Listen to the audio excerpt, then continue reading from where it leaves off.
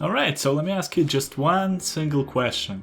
How many times in Walmart, instead of buying the Giuseppe pizza, you just end up buying the great value one because it's a little bit cheaper? I'm sure we've all been there. And that's exactly the same logic you have to use when it comes to Galil versus AK. Giuseppe pizza is very likely to have better ingredients and it's supposed to generally be a little bit more delicious.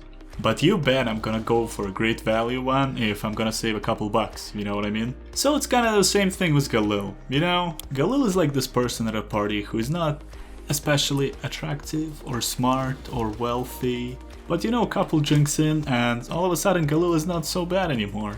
Anyways, I hope you got the analogy, so let's just move to the actual gun part now.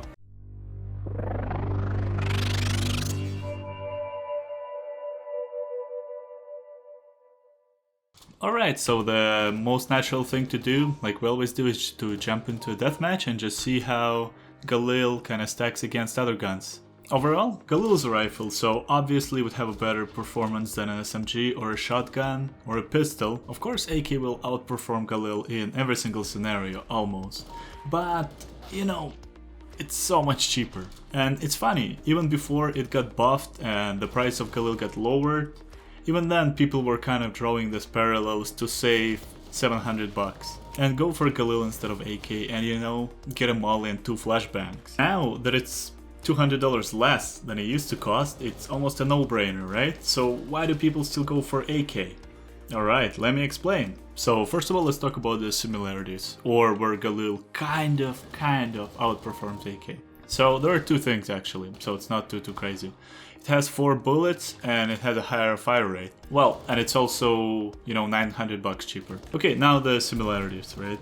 By the way, I forgot to give the credit to CSGOstats.com, so shout out to you guys. Anyways, they got the same movement of 215 units per second and they got the same penetration of 77.5%, which is pretty good. One of the highest in CSGO, to be fair. But that is where the similarities pretty much end, and now we have to look at the drawbacks of Galil and on why so many people go for AK as opposed to Galil.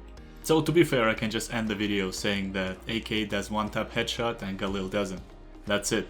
AK is the only gun that does so.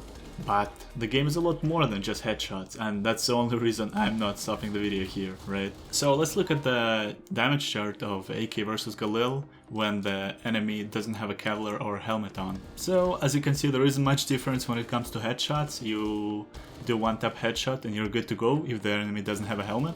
But when it comes to every other type of damage, the difference is quite noticeable. So let's look. Chest and arms, the 30 on Galil versus 35 on AK. Which means with Galil you have to land 4 shots as opposed to 3 with AK. With stomach it's the same thing, you have to land 3 as opposed to 4 shots. And with legs it's 4 versus 5 shots. So it's obvious that AK is better even if you aren't trying to land a one-tap headshot. Now let's look at the damage differences where the enemy is wearing Kevlar and helmet. Alright, so the most noticeable difference obviously is the one-tap headshot on AK as opposed to 92 HP with Galil. And then 4 as opposed to 3 shots to chest and arms, 3 as opposed to 4 shots to the stomach, and 4 as opposed to 5 shots to the legs. So the question still stands, why would you want to pick Galil? Are you crazy? Well, there are a few situations where you may want to pick the gun, right? The most obvious one is where you're kinda low on money and you need utilities, right? The entire enemy team bought something and they're holding the side, so how are you gonna push? Even if you're amazing with AK and you're almost guaranteed to hit that one-tap headshot, if you don't smoke things, if you don't flash, right, sometimes you need those nades, it can end up being a nightmare and you'll just end up wasting all this money. So, you know what I mean, just go by the feeling. The second is the eco round, where you may end up buying a Mac 10 or you can get a Galil. And if you have 4 people who bought SMGs and you're all gonna push sides, when you wanna hold that angle, you know, Galil is not gonna hurt your team. So once again, it's about the communication with people you're playing with. Anyways, I also want to talk about the spray pattern of Galil because so far we've only had SMGs and shotguns and pistols where spray pattern really did not make sense, but now it does. This is a community map called Recoil Master, and you guessed it, that's a map where you practice your recoil. Unfortunately with rifles you also have to spend extra time practicing their recoil, as opposed to an SMG or a shotgun where it's a little bit easier. I'm not saying SMGs don't have a recoil pattern, all I'm saying is when you rush a site, recoil pattern doesn't matter as much, especially because your movement affected as well, and it just ends up being a nightmare. But yeah, if you have free time, go ahead and practice SMG spray patterns as well, but just remember that rifle spray patterns are what matters most of the time. So yeah, the map is pretty simple, to be fair, but that's exactly the beauty of it. So I'm not gonna lie, I haven't practiced Galil in a very long time, just because I guess it wasn't my first choice either, as opposed to AK.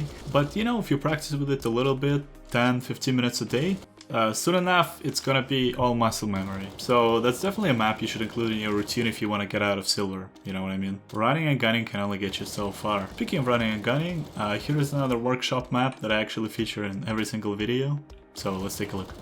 Okay, so this map, once again, I know everybody's tired of it if you watched more than one video, but yeah, I just love how customizable it is and how much you can do in it. So you can get the feeling of, you know, Galil versus AK really easily here. Plus, you know, you can get these guys to randomly move, you can give them heavy armor, or take off their helmet and Kevlar, or just leave them as they are. So while just practicing, right, I still felt like Galil packs quite a punch. Compared to Mac 10 video that I did previously, like wow, the difference is just day and night. Of course, I know that it's technically not fair to compare Mac 10 and Galil, I'm sorry. But my point still stands in terms of wow, for only, you know, 750 more, you can add so much punch to your game performance, it's insane. And I know that this is clearly stated in all damage charts and all the manuals of CSGO, but when you have two guns in front of you and you play for 5 minutes with one and for 5 minutes with another, this difference just feels so much more real and so much more, you know, physical. And once again, you can even add like boxes and crates and just test that penetration as well. Or you can remove the barrier and just run around and just see that yes, when you're running around and the enemy is close by, Mac 10 indeed has an advantage over Galil. So this is kind of my TED talk, guys. It's good to get the general idea by watching a video, but the main difference will come once you start learning and practicing. And I mean practicing the spray patterns, you know, developing your game sense, rationing your money, having these super annoying scenarios where you dink the enemy and you wish it was an AK so the enemy would be out of the game, but no, you just had a Galil, you just dinked him, and now he's lit 92. Anyways guys, that's all you need to know about Galil, right? I gave you the tools and now you just gotta learn how to apply them. So first go ahead and jump on the Recoil Master. If you have time, don't just learn the spray pattern of Galil, but also other rifles, you know, might as well. Then before jumping into a deathmatch, you know, you might as well play with some aimbots and just practice with them wearing Kevlar, with them wearing heavy armor, just really get to feel that difference. Maybe with different rifles and SMGs, why not? And lastly, yeah, jump into a deathmatch, jump into a casual, you know, if you feel more comfortable, jump into a comp. Because comp is literally the only place where there is a lot at stake, so people take it a lot more seriously. And yeah, lastly, remember to enjoy the game, because that's what the games are for at the end of the day. Thank you for watching the video. If you found it helpful, you know, like the video. If you have any questions, comment down below. And if you enjoy our tutorials and our channel in general, feel free to subscribe. That would mean a lot to us. And lastly, remember to stay as beautiful as you are, sexy beasts. Talk to you next time. Bye bye.